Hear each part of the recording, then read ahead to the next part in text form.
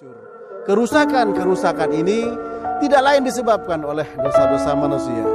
Allah Ta'ala berfirman, "Zaharal fasadu fil barri wal bahri bima kasabat aydin nas liyudhiqahum ba'dal ladzi 'amilu la'allahum yarji'un." Telah nampak kerusakan di daratan maupun di lautan dengan sebab tangan-tangan manusia, agar Allah merasakan kepada mereka sebagian apa yang mereka perbuat, agar mereka kembali kepada apa?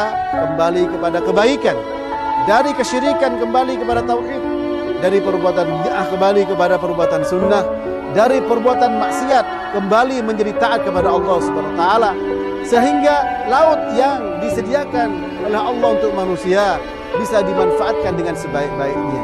Begitu pula daratan yang bisa dipakai untuk hidup bagi manusia bisa digunakan dengan sebaik-baiknya.